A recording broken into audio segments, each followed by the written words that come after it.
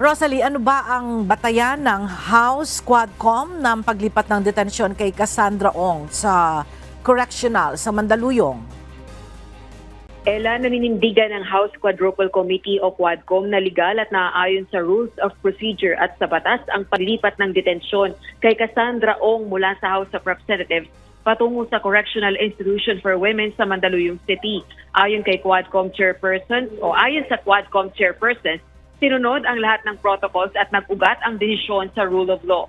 2 beses na pinatawan ng contempt si Ong, ang incorporator ng Whirlwind Corporation, na nagpaupa ng lupa sa ni-raid na Pogo Hub sa Porac, Pampanga dahil sa pagsisinungaling at pag-iwas sumagot ng mga tanong ng 4-House panel.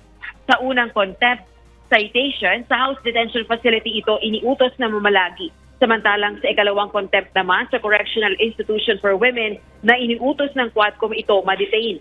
Batay sa Quadcom, walang nilabag na batas ang Quadcom sa pag-utos na ilipat si Ong sa correctional. Kaugnay naman ang concern na may posibleng nilabag na International Human Rights Conventions na sa paglipat ng detention ni Ong, masinsin itong pinag-aaralan ng komite. Samantala, kasalukuyang isinasagawa ngayon ang ikapitong public hearing ng Quadcom at kabilang sa mga dumalo sa pagdinig ang dating PNP chief na si retired General Benjamin Acorda. Naging kontrobersyal ang dating hepe ng pambansang pulisya nang ipakita sa huling pagdinig ng Senado ang isang larawan kung saan kasama ng nooy Regional Police Director na si Acorda ang ilang Pogo personalities gaya ni Yang John Shin na kilala ring si Tony Yang at Wesley Go, kapatid ni dismissed Bamban Mayor Alice Go. Sa unang bahagi ng Quadcom hearing, tinatalakay ang issue ng extrajudicial killing o EJK sa anti-drug war ng Duterte administration.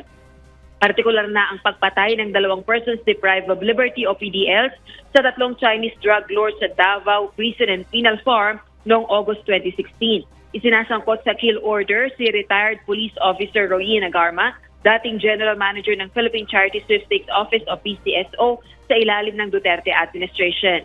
At sa unang bahagi naman ng pagdinig ay pinatawan ng contempt si National Police Commission o NAPOLCOM Commissioner Edilberto Leonardo, dating Regional Chief ng CIDG 11 at kasama sa pulisya ni Garma noong 2016 dahil sa umano'y pagsisinungaling at pinadidetain dito sa Kamara. Itinanggi nito ang umano'y pulong noong July 2016 ng ilang opisyal ng pulisya bago ang nangyaring mga pagpatay sa ilang Bureau of Jail Management and Penology o BJMP facility. Naungkat din sa pagdinig ang pagtatalaga ni Garma sa ilang kamag-anak nito sa PCSO nang ito pa ang General Manager ng ahensya sa ilalim ng Duterte administration. Balik sa iyo, Ella. Maraming salamat, Rosalie Coz.